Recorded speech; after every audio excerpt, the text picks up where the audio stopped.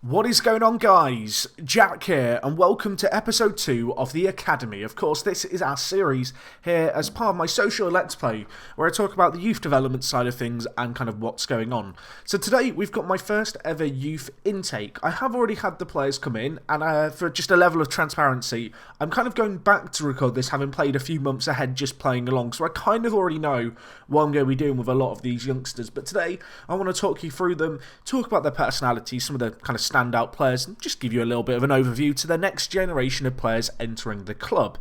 So anyway, let's take a look at here, and as you can see, we've got the news inbox item from Eric Helly, who is our head of youth development. If you don't know, the head of youth development is a role that does play a role in the quality of the youngsters that come in. It's a combination of his working with youngsters, judging player ability and judging player potential. If you can get all three of these as good as you can, you will naturally get better regens come in.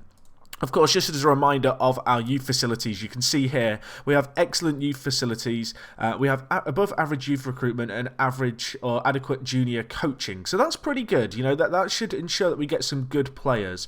I don't want to get this incorrect, but if I'm not mistaken, someone will correct me, I'm sure if I'm wrong, youth facilities determines the players' current abilities when they enter the club.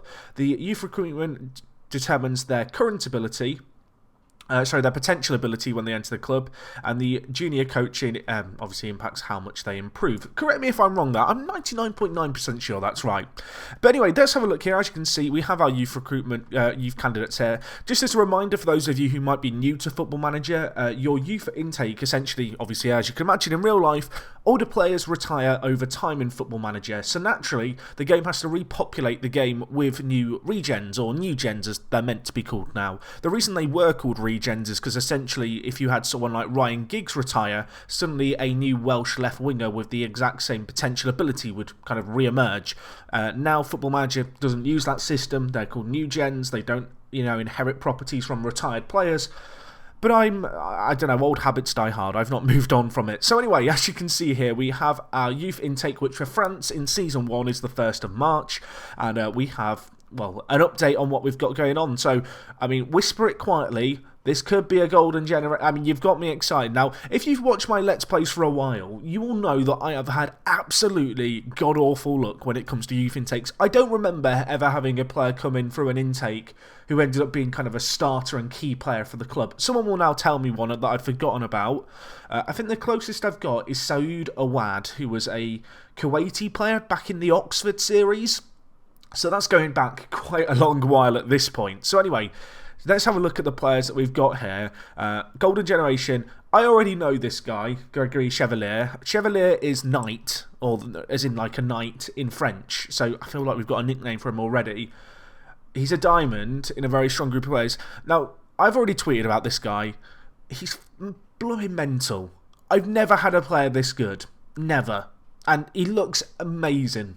And I know a lot of people are going to look at him and go, Jack, he's a terrible centre-back. I'm not going to be playing this guy as a centre-back. No way, Jose. I am going to be playing him, more than likely, as a defensive deep-line playmaker. I mean, he's just so well built for it. His mentals are incredible for his age. He's 15. I should point out, he's 15, and he's only 2 months into being 15, which is great. Except, as you can see, look at his star rating. He'd be a great player for my senior team, but you have to be 16 to play in our division. So as a result, I can't actually play him for 10 months in the first team. So I think the plan with this guy is going to be to put him in the reserves. In terms of when you get a player this good, or just a player with really good potential, by default the game will offer them a youth contract. Don't do this. Just give the player immediately a full-time deal. Now, the demands on this guy are going to be really low, but what you can do is, when you know a player's as good as this guy is, give him a £500 a week wage, a contract length of 2 years. Of course, this is the highest I can give him, and this is from the age of him turning, I think it'll be 16, basically, he'll sign this contract. But on top of that, you can give contract extension after promotion of 3 years, and also optional contract extension by club. And what this basically allows you to do is extend the player's contract when there's, I think, 3 years left on it, or in the case of the automatic promotion, obviously you naturally add time onto it. So if we suggest these terms, if you get this line in contract negotiations, that's a very good offer. I'm very happy with it. The player is going to accept your contract no matter what. So if you ever were to be managing a smaller team and getting a bidding war with say, Manchester United, if you can get a player to say this line, doesn't matter what the AI clubs have offered that player, you are going to get the player. So I know for a fact we're not going to miss out on this guy. So anyway, let's have a look at the other players we've got in our youth intake, because it did say it was a golden generation, and it kind of is. So Gregory here, the standout player by a large margin. We then have Gregory, another Greg Hubert. This guy looks pretty good, a nice fullback. The reason I really like this guy as a fullback actually is he's got good tackling, good work rate, which is something that's always important. His decisions is pretty good for a player of his age, and his physicals, whilst not incredible, aren't too bad. You know, we might want to train his quickness a little bit. I'd kind of like to get that strength up as well, but all in all, he's quite well suited to the wing-back kind of role, and also he can play naturally both fullback positions, which isn't all that common in FM. Again, you can offer a senior player or a youth contract. As I said, I am going back to record this, so I'm not going to worry quite so much about getting the exact terms of the contract right. One thing that's worth noting is when you get these kind of players, you can't go to the development training screen until they've agreed to sign for you. So I will be going through these as we go and just giving them youth contracts for the sake of making sure we can set some training up and talk about how I might train some of these. Anyway, the next player we have, fantastic name, Assumption Mohammed. He looks pretty good. He's not outstanding by any means. Technically, he's pretty solid. I quite like his finishing, composure, and off the ball to be a little bit better. They're all a little underwhelming, but he's not too bad in the air either. 12 jumping reach, 11 heading. I quite like that. We then have Vlad, who I really like actually. Again, a fullback who can play both positions. One of my favourite types of player. Also got fairly professional personality. His potential is judged to be quite good. Lacks some consistency, which is a little bit of a concern. I've not really been going through these report cards. I will just talk about Chevalier's quickly, because I talked about how great he is. He is susceptible to injuries. It's never perfect, is it? You get an incredible player, and you'll probably just get injured immediately, which is always good fun. Anyway, the next player we've got Stefan, Jack. It's not Stephanie. He is male, I think. Guigen. I mean, it's a great name. It's a fantastic name. As you can see, a good centre-back, quite good jumping reach for his age, fairly professional personality again. I didn't talk about this in episode 1. I talked a lot about tutoring. There are two key areas that are important for developing a player, and they are, well, there's two key hidden attributes. If you don't know about hidden attributes, oh my gosh, we're about to go into something deep. Get comfortable. Essentially, when you have player personalities, such as loyal, professionalism, their ambition. These are determined by hidden attributes, the personality. Now, determination is one of the few visible ones of these. There are a number of hidden attributes throughout the game that you can't see that are passed on through tutoring, if you have a tutor who's kind of good in those areas, such as professionalism, ambition, loyalty.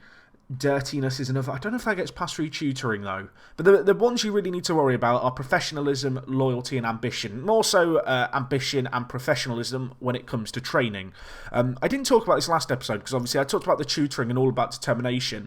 If we just look at my squad profile here, and the personality, we're really lacking any great tutors. So I guess we've got Adolf, who's fairly professional, but not like fully professional. We've got a few players who are, ambitious, but I guess Martinho is the only player who's really, of use for tutoring in that regard. But they're not just kind of professional players or ambitious players. They're only fairly, which means their personalities aren't that standout. So as a result, balanced means that they don't really have any standout factor, which means that generally, their stuff like their loyalty, ambition, etc. will be around the 10 mark. They're not, super standout. So as a result, I've not really focused on them with the tutoring because I haven't got great tutors at the side, which is a double-edged sword. In some ways, it's not that great. In some ways, it makes my job a little bit easier. But you can see here, looking at this new group of recruits, we've got some players who are unambitious, but some of our better players are actually looking quite good in terms of being fairly professional, particularly Vlad and Guigen, who we just looked at. Obviously, you can see Gregory Hubert is fairly loyal, and Gregory Chevalier is, he's got 18 determination, which is absolutely fantastic. If we look here at his information, he's actually, his favourite people already, and he's only just joined the club. I love that. And he's got level-headed media handling as well, which is good. That's kind of something that you want to see. Anyway, quickly just going through a few of these other players. We've got Jason Lalimon, good player, good centre, defensive mid. looks like he could be okay in the end. His technical ability is very bad. His aerial ability is awful as well. If this guy's jumping was about 10 and his heading was slightly better, I would probably train him to play centre-back, which actually you can see is a role that he is kind of accomplished in. But that free jumping reach is never going to improve enough to make him into, a good centre-back, unfortunately. Even if he was to be put on a trampoline for the next 10 years, he's probably not going to, be able to jump high enough. So, unfortunately, we will kind of probably end up training him as a centre mid. It's worth noting that with this kind of player who has a low height, I talked about this last time, but players' heights can grow, and it's one reason why I play in centimetres is so I can more closely monitor that, particularly in regens, younger players, that they will grow over time. It's worth knowing that, and they will put on weight and bulk up. But anyway, the next player we've got here, Benjamin Hackar. I actually really like the look of this guy. This guy is kind of the ideal young centre-back. Good jumping reach of 13 and heading. His pace definitely could be better. We've got something weird going on here with Sochaux and slow defenders, but nevertheless, he's quite good. Really, his anticipation is the only thing that lets him down massively. But I feel like we can work around that. We could play him as a stopper rather than a covering defender where anticipation is a little less important. Or you can see here as a defensive centre-back, you suddenly play to all his strengths. But at 15, he's quite a good player. He's got 8 cons. If you look here, his consistency is not that great. It's worth noting that stuff like consistency is really important in Football Manager. And it's something that can slowly improve over time in younger players. For those of you who don't know how consistency works, we're going deep again. But essentially, these attributes you see on a player are them playing on their absolute best day. So a player might have, you might have a player as good as Messi. He has 198 current ability out of 200. He's a world beater. If he has one consistency, and especially if he has low important matches as well, the odds on him performing to that ability that he has every game, obviously, are slim, but it means that he will perform below that frequently. So an inconsistent player, he might look absolutely incredible on paper, but what you see on paper, you might only get once every 20 games. So sometimes it's better to have a slightly worse player who's consistent than an inconsistent player who looks like a world beater and, once every 10 games will be insane for you. So that's something worth taking note of. Anyway, we'll go through just a few more of these players. You see here we've got Brenton, who's quite good, 14 years old, left back. Nice determination. Physicals are really bad though, really low pace. Not a massive fan of that. And then we have this guy, Hamid Gisbayoui. I've definitely butchered the pronunciation there, but it sounded good, didn't it? And, you can see here, he's another kind of defensive midfielder. He looks like he might be okay. His physicals aren't too bad. He is out and ambitious and his determination's low, so we probably will end up tutoring him. I'm just going to quickly, as I said, offer contracts to these players so I can quickly go through some training routines, but I will reiterate it once more because I know people will write about it. I have already played on ahead in the save, so I was meant to do a save game just a few days after intake. I kind of forgot to do that because I'm a genius. But obviously, some of you will have seen. I tweeted out when this happened, and it was quite interesting with this youth intake because I was playing FM before work. I'm always playing FM before work in the morning, getting ready, jumping in the shower, hitting continue, going doing something else, hitting continue. It's a problem, I'll be honest. But yeah, I was like, I just want to get. I knew what date youth intake was, but I was like, I just want to get to youth intake today before I have to leave for the office at 9:15. And so I continued on forward, and I got there, and then suddenly, fantastic news, the youth intake came through, and this was what we got. And I tweeted about it. I was very excited. It may have made me late for work, the fact that I decided to tweet about it. I'm going to quickly spam continue forward here. I'm hoping some of these players will sign the youth contracts before the game against Auxerre. Otherwise, I will have to holiday forward one day. And the result will be different to the one that actually happened when I played it in the past. But hopefully some of the players are just going to sign contracts today. I could have all given them those crazy offers that I gave Chevalier, who just accepted immediately.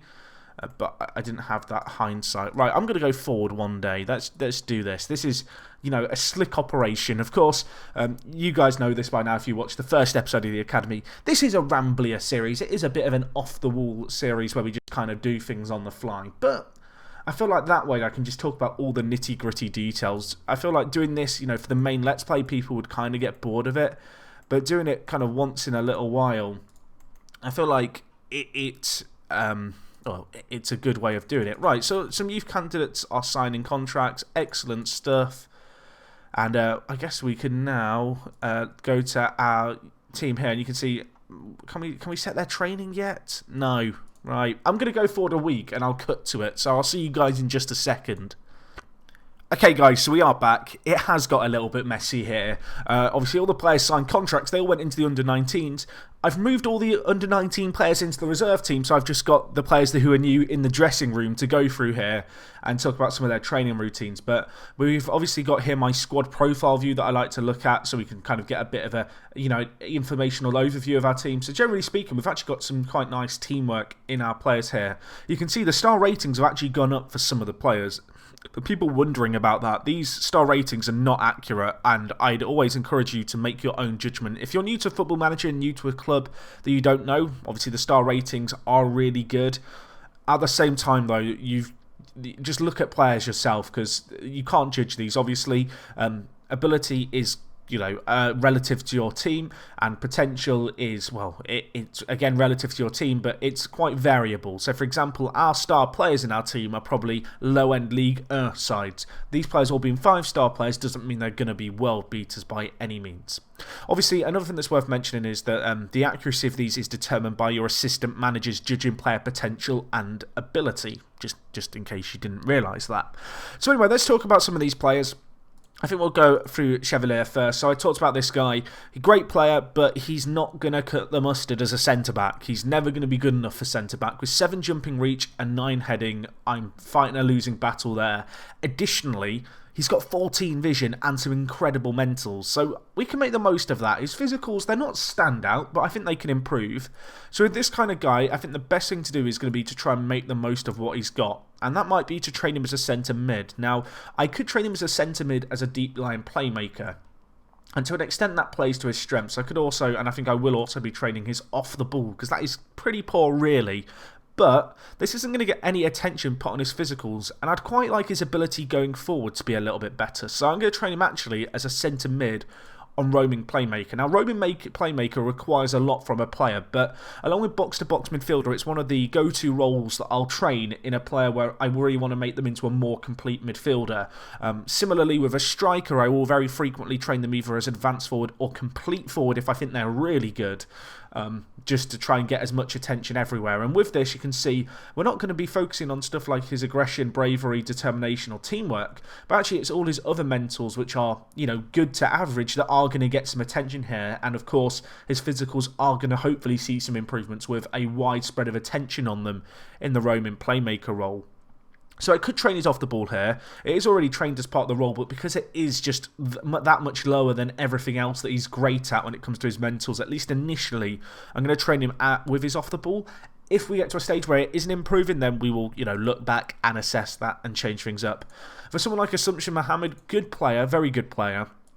I'm going to be sticking with training him as a striker.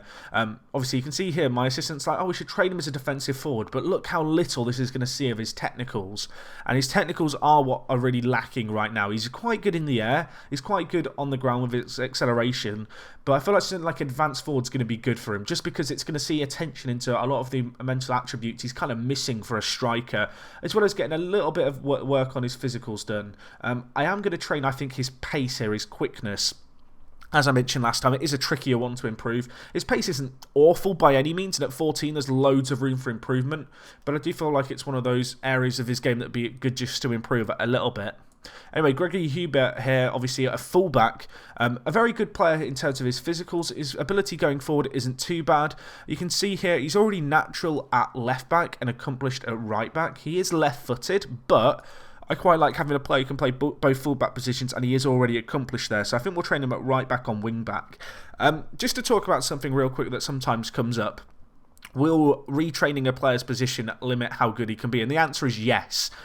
So this, again, don't quote me on exactly how this works in terms of the raw numbers, but just trust me, this is roughly how it works. But essentially, players have a current ability and potential ability, as you guys should know. If you don't know, it's a value between 0 and 200. A potential ability is random player on player, or it's predetermined in the database in the case of a real player. Current ability is obviously a global number that every type of player uses that represents how good they are.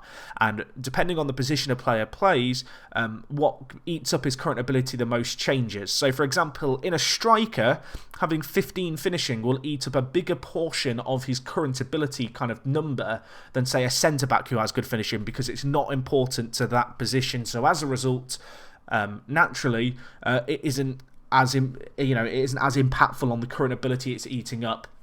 But what this does mean is that if you train a player in multiple positions, the attributes that eat up the current ability scale up, so there'll be more of them. And as a result, because there are more attributes key to the various positions he plays, it means that his overall collective sum of attributes will be lower if you do choose to train a player in multiple positions. That said, positions such as fullback, they're very similar. In fact, either side, I don't think that does have such a big impact. But obviously, if you have a player who's maybe a centre mid and a striker, that's where it can sometimes have a little bit of an adverse effect. But obviously, he can already semi-play at the right back position, so he might as well train him there. David Vlad, I really like the look of this guy, actually. He's an exciting young prospect. He's only 15, of course. His birthday's not until August, and he's fairly professional personality. His determination could be a little bit better.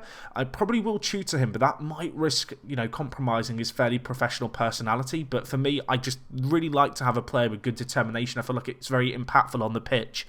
I feel like some people perhaps got the wrong idea when I talked about it last time. Determination doesn't impact a player's development training-wise, but it will impact how well they play on a football pitch. And given how important that can be, just for game time and getting a player developed that way, that's one of the reasons why I value it as high as I can. I feel like it's a really important attribute from a mental point of view, I guess, when you're chasing a game. So with a player like David Vlad here, he's quite good. If we look at him, he's not incredible by any means. He has a lot of improvement needed, but I feel like for this guy, the best thing to train him as is just going to be as a wing-back. We want to try and get as much attention across the broad range of areas where he's not so great. His physicals aren't bad. I'm a little off-put by his pace, to be honest. So I think initially we will train his quickness, but over time we will probably mix things up. And, we will probably, end up focusing on some of his more defensive technicals, because they are very lacking, particularly his positioning, marking and tackling, which I'd all like to be that little bit better. Anyway, Michael Brenton here is an example of a player who has really high potential. I'm already convinced that he probably won't ever reach it. He's got good physicals in terms of his, you can see here, his balance, stamina and natural fitness, but his speed is awful for a fullback. And aerially, he's only got 6 jumping reach, so I can't really train him to play centre-back. He plays out wide at left-back, at least at the moment. His acceleration and stuff are awful. He's a player who might be suited to being trained to play centre-mid instead, which seems mad. But even then, his kind of ability going forward isn't that great. His composure's not good, so he's never going to be good with the ball at his feet. So I think actually the best thing for him is going to be to try and train his quickness, because it has to improve. We can't have a fullback with 7 acceleration, 6 pace. But he is the kind of player who I might not necessarily be adverse to selling if a team did come in for him, just because he looks great, but he's not actually great at any of the roles that a player needs to be good at. He's one of those players where he just has all the attributes in kind of the wrong areas, really. If it was the other way around, an inverse of him, I'd probably be a little bit more on board with it all. Anyway, I think the last player we'll go through today will be Benjamin Hackar. As you can see here, he's a very good kind of limited defender. We already talked about him a little bit. In terms of his training, I think the best thing to do is going to be to train him as a central defender. I'd quite like to see his anticipation improve. His concentration and decisions could also do with improvements. His pace is a problem. Something about slow centre-backs with us, apparently. So I'm going to train his pace. It's a fairly standard training routine, this. And, you can see here, the core 3, as I like to call them, the heading, marking and tackling, aren't that bad for a player of his age. He just needs to improve his physicals a little bit, get a little bit stronger in the tackle. Aerially, he's pretty solid, which is great news. And he is only 15, so there's room for improvement. So obviously there are a few other players here who do have potential, such as Jason Lallimore. The other player that we've got here is Stefan Guigen, who again we looked at before. Pretty good player, good professional personality, might improve. Of course, worth noting that with these players, the Black Star potential is a variable potential. It means that my assistant hasn't quite worked out how good they could become. And in the case of these Black Stars, there is a chance that someone like Regen could become better than Hakar the way the stars overlap, so it's always worth considering that. You can see in terms of our best young prospects, lots of them have very good mentors. We're definitely lacking some concentration in the team, but that is something that kind of comes with age, so I'm not super worried about that. Of course, the player who is the big standout player is Gregory Chevalier. We need to keep hold of this guy. I'm a little bit worried that we could lose him before I even get a chance to play him next January. I'm going to be doing my utmost to keep hold of him. As I mentioned at the start, I never get young players who are from my youth academy who are key. This guy is one of the best regens I think I've ever had appear in my time in Football Manager, and I'm desperately going to be fending off teams. Obviously, there's some other good players here. He's just kind of the standout because of how good he is now. It's absolutely ridiculous. I did notice there are a few other really good regens floating around though, so who knows? Maybe he might be the first of a few, and maybe we can try and sign some over the summer. But anyway, guys, that is going to be all from me today. Let me know, have you ever had a player as good as this guy? As I said, he looks great until you see the fact he's injury prone, which is a little bit of a pain. I will also let you into a little secret. As I said, I am recording this having already played ahead. 3 days after he came through the youth intake, he got injured for 6 weeks. Take that for what you will. I will see you guys next time. It is me, Jack, and I will talk to you guys in a bit. I'm out.